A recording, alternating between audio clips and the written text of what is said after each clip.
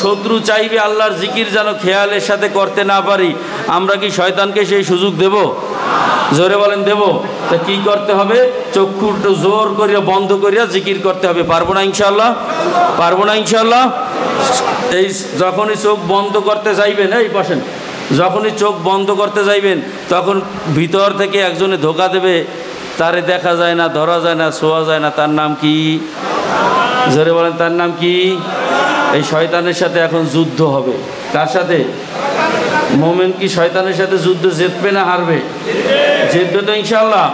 সবাই একটু চক্ষুটা বন্ধ করেন দেখি, একটু শয়তানের সাথে যুদ্ধ করে একটু চক্ষুটা বন্ধ করেন যে আমি এখন আল্লাহর জিকির করব, আমি এখন আল্লাহর খেয়ালে বসলাম, দুনিয়ার খেয়াল যেন আমার ভিতরে ঢুকতে না পারে। আমার দিকে তাকাই থাকেন না, একটু সবাই চক্ষুটা বন্ধ করিয়া আসন দিয়া 4 জানুয়ারি একটু খেয়ালের সাথে বসেন, একটু খেয়ালের সাথে চক্ষু বন্ধ করিয়া বসেন।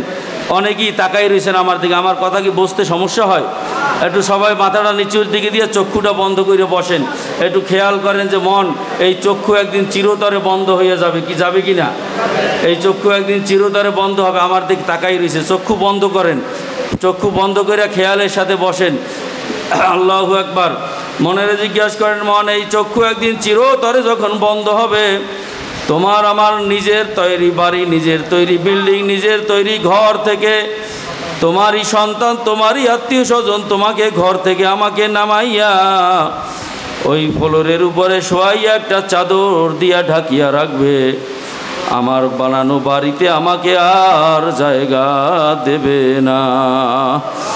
আমাকে গোসল করাইয়া কাফন পরাইয়া আমার জন্য 3.5 হাত একটা মাটির গর্ত আগেই খুঁড়িয়া রাখবে। ওই মাটির গর্তের ভিতরে ঢুকাইয়া বাঁশের উপরে বাঁশ দিয়া, কলা পাকা দিয়া, এর উপরে মাটির উপরে মাটি, মাটির উপরে মাটি দেওয়ার পরে কবরটা অন্ধকার হইয়া আসছে।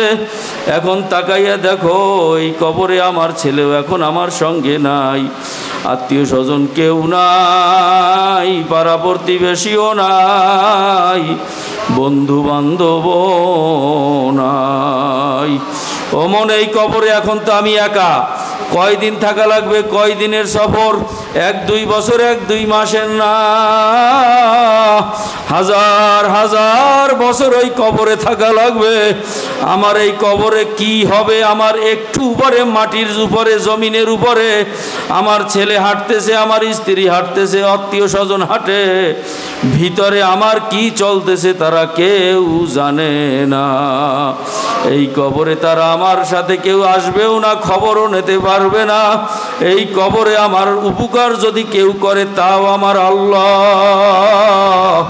এই কবরে আমাকে যদি কেউ বাঁচানোর ক্ষমতা রাখে তাও আমার আল্লাহ। সেই মালিককে রাজি খুশি করিয়া, মালিককে সঙ্গে নিয়ে যদি কবরে যাইতে পারি, আল্লাহর ফজলে, আল্লাহর ফজলে কবরটা জান্নাতের বাগান হইয়া যাবে। আর এই কবর, আল্লাহু আকবার, এই মালিককে যদি খুশি না করিয়া যাইতে পারি, ওই কবর আর কবর থাকবে না, কবরের সাথে জাহান্নামের সাথে সুরাখ হইয়া যাবে। এই জন্য মাওলাকে রাজি খুশি করতে হইলে মাওলাকে বেশি বেশি টাকা লাগবে। আল্লাহ পাক বলেন, ইয়া আইয়ুহাল্লাযীনা আমানু যিকুরুল্লাহ যিকরান কাসীরা, হে আমার ইমানদার বান্দা বান্দিরা, তোরা আমাকে বেশি বেশি ডাকতে থাক, বেশি বেশি ডাকতে থাক। বিশেষ করে সকাল সন্ধ্যা 2টা টাইম আমার তাসবিহ আদায় করো। যখন জিকির করব লা ইলাহা ইল্লাল্লাহ, দিলে মানা খেয়াল করব আল্লাহ বাদে কেহ মাবুদ নাই। যখন জিকির করব ইল্লাল্লাহ, খেয়াল করব আমার কলবে আল্লাহই আছেন।